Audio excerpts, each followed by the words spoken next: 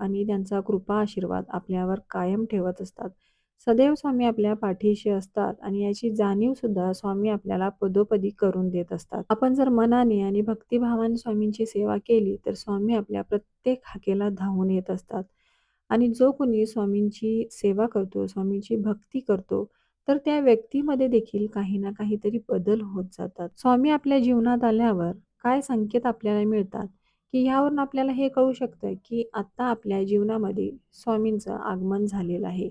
आता आपल्या आयुष्यामध्ये, आपल्या हृदयामध्ये स्वामींचा वास आहे. तर हे आपण कसं ओळखू शकतो? एखादा व्यक्ती जर स्वामी सेवा करत असेल, तर त्यानं कसं ओळखावं, की आपल्या जीवनात आता स्वामी आलेले आहेत आणि आपल्या आयुष्याचा जो काही कारभार आहे, जे काही घडामोडी आहेत, त्या सगळ्या आता स्वामींच्या इच्छेने होत आहे आणि ते स्वतः स्वामी करवीत आहेत. तुम्हाला थंबनेलवरून कळालंच असेल, की आपण आजच्या या व्हिडिओमध्ये स्वामी जेव्हा आपल्या जीवनात येतात किंवा स्वामी आपल्या जीवनात आल्यावर काय संकेत देतात, की ज्यामुळे आपण ओळखू शकतो, की स्वामी आपल्या जीवनात आलेले आहेत, स्वामींनी आपल्या जीवनामध्ये प्रवेश केलेला आहे. तर ते संकेत असे असतात, की सगळ्यात पहिला संकेत हा आहे, की प्रत्येक गोष्टीमध्ये आपल्याला समाधान वाटेल. जो कोणी स्वामींची सेवा करत आहे, जो व्यक्ती स्वामींची सेवा करतोय, तर त्या व्यक्तीला प्रत्येक गोष्टीमध्ये समाधान वाटेल. कोणत्याही गोष्टीमध्ये त्या व्यक्तीला समाधान वाटेल. चांगलं घडू दे त्याला समाधान वाटेल, वाईट घडू दे त्याला समाधान वाटेल. तुम्हाला आता एक मी उदाहरण देते. आता समजा आज तुमच्या मनासारखं झालं नाही, म्हणजेच तुमच्या आवडीची जी भाजी आहे, ती आज घरामध्ये बनवली नाही. तुमची इच्छा होती की आज ती भाजी बनवावी, आज ती भाजी मला खायची आहे. पण ती भाजी आज घरामध्ये बनवली नाही. दुसरी कोणतीच भाजी घरामध्ये बनवलेली आहे, जी तुम्हाला आवडत नाही. पण तुम्ही ती भाजी खाल्ली, कोणतीही तक्रार न करता. तुम्ही खुश आहात ती भाजी खाऊन. तुमच्या मनामध्ये कुठलीच तक्रार नाही किंवा कुठलीच चिडचिड नाही. तुम्हाला समाधान आहे त्या गोष्टीमध्ये. तुमची आवडीची भाजी नसताना देखील ती तुम्ही समाधानाने खाल्ली, म्हणजेच तुमच्यात तुमच्या जीवनामध्ये स्वामींनी प्रवेश केलेला आहे. स्वामी तुमच्या जीवनात आलेले आहे. प्रत्येक गोष्टीमध्ये आपल्याला समाधान वाटू लागतं. जेव्हा आपल्या इच्छेविरुद्ध गोष्टी घडू लागतात, तेव्हा आपली चिडचिड होते. आपण चिडतो, आपल्याला त्रास होतो. आपण त्या गोष्टीसाठी हट्ट धरून बसतो. पण आपल्या मनाविरुद्ध जरी एखादी गोष्ट घडली, तरी पण आपल्याला त्या गोष्टीमध्ये समाधान मिळतं. प्रत्येक गोष्टीत आपल्याला समाधान मिळणे म्हणजे आपल्या जीवनात स्वामी आलेले आहेत. तर हा झाला सर्वात पहिला संकेत. दुसरा संकेत स्वामींचा असा असतो, की जे आपण साठवतोय, कोणतीही वस्तू असू दे, पदार्थ असू दे, पैसे असू दे, कोणतीही वस्तू तुम्ही साठवताय, त्या वस्तूंचा तुम्ही संग्रह करताय. तुम्हाला ती वस्तू साठवून ठेवण्यासाठी आवडते. कोणतीही वस्तू असू दे मग ती. तुमच्या वैयक्तिक वस्तू असू द्या, पैसे असू द्या, अन्नपदार्थ असू द्या. तुम्हाला कुणाला देण्याची अशी सवय नाही. तुम्हाला कुणाला देऊ वाटत नाही. तुम्हाला ती साठवावी वाटते. आपल्याकडे ती वस्तू असावी, दुसऱ्यांपेक्षा जास्त ती वस्तू आपल्याकडे असावी, असं तुम्हाला वाटतं. पण जेव्हा तुमच्या जीवनामध्ये स्वामी आलेले असतात, जेव्हा तुमच्या जीवनात स्वामींनी प्रवेश केलेला असतो, तुमच्या हृदयामध्ये जेव्हा स्वामींनी वास केलेला असतो, तेव्हा कुठल्याच गोष्टीची तुम्हाला लालसा नसते. कुठलीच गोष्ट अशी जतन करून ठेवावी असं तुम्हाला वाटत नाही, की हां, आपण हे जतन करून ठेवायला पाहिजे, आपण हे साठवून ठेवायला पाहिजे, पैसे आपण आपल्याकडे भरपूर ठेवायला पाहिजे, असं अजिबात तुम्हाला वाटणार नाही. एखादा गरजू व्यक्ती तुमच्यासमोर आला किंवा तुम्हाला वाटलं, की माझ्यापेक्षा जास्त या समोरच्या व्यक्तीला या वस्तूची, या पैशाची, या पदार्थाची गरज आहे, तर लगेच तुम्ही ती वस्तू त्या व्यक्तीला देऊन टाकाल. लगेच तुम्ही ती वस्तू द्याल त्याला. अशी जेव्हा तुमची भावना होते, अशी जेव्हा तुमची विचारधारणा होते, तर तेव्हा समजावं, की स्वामी तुमच्या आयुष्यात आलेले आहेत. तुमच्यामध्ये दान प्रवृत्ती वाढते. तुम्ही जेव्हा दानशूर बनता, दान प्रवृत्ती, दान करण्याची प्रवृत्ती जेव्हा तुमच्या मनामध्ये येतं, की काही नको आहे आपल्याला. ज्यांना ह्या वस्तूची गरज आहे, ज्यांना पैशांची गरज आहे, ज्यांना अन्नाची गरज आहे, तर ते तुम्हाला दान करावं वाटतं. तर तेव्हा समजावं, की स्वामी तुमच्या आयुष्यामध्ये आलेले आहेत. तुमच्या व्यक्तिमत्त्वामध्ये बदल घडत जातात. जेव्हा परमेश्वर आपल्या हृदयामध्ये वास करतो, तेव्हा अचानक आपल्यामध्ये बदल घडायला लागतात.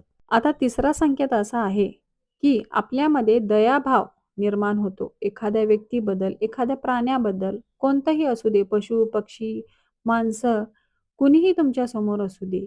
जर त्या व्यक्तीला त्रास होत आहे, हे तुम्ही बघितला आणि तुमच्याही डोळ्यामध्ये जर पटकन पाणी येत असेल, तर समजावं की तुमच्या हृदयामध्ये स्वामी आहेत. तुमच्या आयुष्यामध्ये स्वामी आलेले आहेत. एखादा माणूस, आता उदाहरण समजा, एखादा माणूस आपल्याला सांगत आहे, नॉर्मल एखादी गोष्ट आहे ती आणि आपल्याला सांगत आहे, की आज ऊन खूप आहे आणि माझ्याकडे चप्पल नव्हते, तरीसुद्धा मी अनवाणी चालत आलेलो आहे.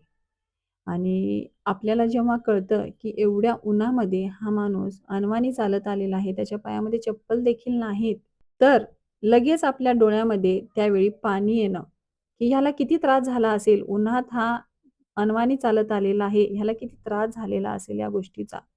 तेव्हा आपला मन लगेच हळवा बनतो. आपल्याला त्या गोष्टीचा आपल्यालाही त्रास होतो. तेव्हा समजून जावं, की स्वामी आलेले आहेत. समोरचा व्यक्ती त्रासामध्ये आहे आणि त्या त्रासाचं दुःख, त्या त्रासाची वेदना तुम्हालाही होत आहे, तर समजावं, की आपल्या आयुष्यात स्वामी आलेले आहेत. एखाद्या व्यक्तीचं दुःख बघून आपल्याला आनंद वाटणे, आपल्याला आणखीन म्हणजे त्याला कसा त्रास द्यावा, ही प्रवृत्ती आपल्यामध्ये नसावी. एखाद्या माणसाचं दुःख बघून आपल्यालाही त्याचा त्रास होत असेल, तर 100% समजावं, की आपल्या हृदयामध्ये स्वामींचा वास झालेला आहे. चौथा संकेत स्वामींचा असा आहे, की दुसऱ्याच्या आनंदात आपल्यालाही आनंद होतो.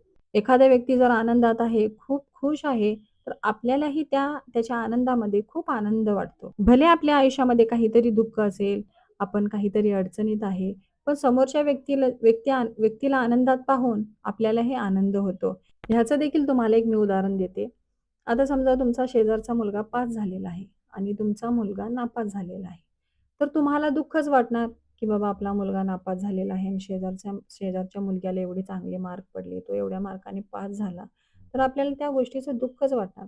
पण जेव्हा तुम्हाला असं वाटतं, की आपला मुलगा नापास झाला तर झाला, पण शेजारचा मुलगा पास झालेला आहे, त्याला खूप चांगले टक्के पडलेले आहेत, तर किती चांगली गोष्ट आहे. तर त्यांचा आनंद बघून तुम्हालाही आनंद झाला पाहिजे. तुम्हीही त्यांच्या आनंदामध्ये सहभागी झाला पाहिजे. तुमचा मुलगा नापास झालेला आहे, त्याचं दुःख तर तुम्हाला आहेच. पण समोरच्या व्यक्ती आनंदात आहे, तर तुम्हालाही त्यामध्ये आनंद वाटतो. तुम्हीही त्यात आनंदी होता. असा व्यक्तिमत्व जेव्हा तुमचा बनतो, अशी भावना, असे विचार जेव्हा तुमच्या मनात यायला लागतात, तेव्हा समजावं की स्वामी तुमच्या आयुष्यात आलेले आहेत. 5वा उदाहरण असं आहे, दुसऱ्यामध्ये आपण प्रत्येक वेळी दोष हुडकत असतो. दुसऱ्यांना प्रत्येक वेळी आपण दोष देत असतो. पण स्वामी जेव्हा एखाद्या माणसाच्या आयुष्यात आलेले असतात, तर त्याला एखाद्या माणसाने जरी सांगितलं, की हा अमुक-अमुक व्यक्ती खूप चुकीचं वागतो, खूप चुकीचं बोलतो आणि हा काही बरोबर नाही. असं जेव्हा तुम्ही त्या व्यक्तीला सांगता, पण तोच व्यक्ती जेव्हा तुमच्या समोर येतो, तुमच्याशी बोलतो, तेव्हा तुम्हाला त्यामध्ये कोणतेच चुकीचे असे दोष दिसत नाही. चुकीचे गुण असे कुठलेच तुम्हाला दिसत नाही. त्यामधले वाईट दोष तुम्हाला कमी आणि चांगले त्याचे गुण तुम्हाला जास्त दिसतात. समोरच्या व्यक्तीमध्ये चांगलं काय आहे, हे जास्त तुम्हाला त्यावेळी असं वाटतंय, की नाही हा तर सांगत होता, की हा खूप वाईट आहे. पण ह्याच्याशी बोलताना तर मला असं वाटलं नाही, की हा चुकीचा आहे. हा तर खूप चांगला आहे. ह्यामध्ये खूप चांगले गुण आहेत. असं जेव्हा तुम्हाला वाटतं, समोरच्या व्यक्तीमध्ये चुका कमी करून त्याच्यातले गुण जेव्हा तुम्ही ओळखू लागता, तेव्हा समजावं, की स्वामी तुमच्या आयुष्यात आलेला आहे. याचा अर्थ असा होत नाही, की आपण खूप भोळसट झालेलो आहोत. आपल्याला सगळी लोकं मूर्ख समजतील. जेव्हा आपण सेवेत आलो, आपण असं जर वागायला लागलो, तर आपल्याला माणसं मूर्ख समजायला लागतील. तर असं अजिबात नसतं. अशी माणसं जी स्वामी सेवेत असतात, ज्यांच्या आयुष्यामध्ये स्वामींनी प्रवेश केलेला असतो, ज्यांच्या हृदयामध्ये फक्त आणि फक्त स्वामी असतात, ते व्यक्ती बरोबर समोरच्या व्यक्तीला ओळखतात. खूप बुद्धिमान असतात अशी लोकं. त्यांच्या समोरच्या व्यक्तीच्या बोलण्यावरच तुम्हाला समजेल, की त्याच्या मनात कोणते भाव आहेत, हे तुम्ही सहज ओळखू शकाल. असं नाही की आपण एकदम मूर्ख होऊन जाऊ, भोळसट होऊन जाऊ, तर असं नसतं. एवढी बुद्धी देतात स्वामी, की समोरच्या व्यक्तीला तुम्ही त्याच्या बोलण्यावरून ओळखू शकता, की त्याच्या मनात काय चाललेलं आहे. ही ताकद स्वामी आपल्याला देत असतात. आपण सेवा करतोय, सगळ्यांना चांगलंच म्हणत चाललोय, तर असं नाही, की वाईट पण आपल्याला चांगलंच दिसेल. तर त्याच्या मनात कोणते विचार चालू आहेत, कोणत्या भावना त्याच्या मनात चालू आहेत, हे तुम्हाला स्वामी त्या क्षणी सांगून जातील. तर अशा प्रकारे जीवनात आल्यावर आपल्याला स्वामी असे संकेत देत असतात, की मी तुझ्या आयुष्यामध्ये आलेलो आहोत आणि तुझ्या व्यक्तिमत्त्वामध्ये हे बदल सगळे मी घडवलेले आहेत. तर असा व्यक्ती जेव्हा तुम्हाला सापडेल, तर समजून जा, की साक्षात स्वामींचा वास त्या व्यक्तीमध्ये आहे. तर त्या तसल्या माणसांच्या संगतीत तुम्ही पण राहा आणि स्वामींची सेवा करा. तुम्हालाही असे संकेत तुमच्यामध्ये दिसत असतील, की बाबा हां, आपला पण स्वभाव असाच आहे. आपण पण असंच वागतोय. एकदम शांत, स्थिर, समाधानी. तेव्हा समजून जा, की स्वामी तुमच्या आयुष्यात आलेले आहेत. तर आजचा व्हिडिओ तुम्हाला कसा वाटला नक्की कमेंट करा. तुमच्या एक कमेंटने खूप मोटिव्हेट होतं आणि भरभरून असे स्वामींचे आणखीन व्हिडिओ करू वाटतात. तर आजचा व्हिडिओ तुम्हाला कसा वाटला नक्की कमेंट करा. व्हिडिओ आवडला असेल तर चॅनलला लाईक, शेअर आणि सबस्क्राईब करा. तोपर्यंत सर्वांना श्री स्वामी समर्थ.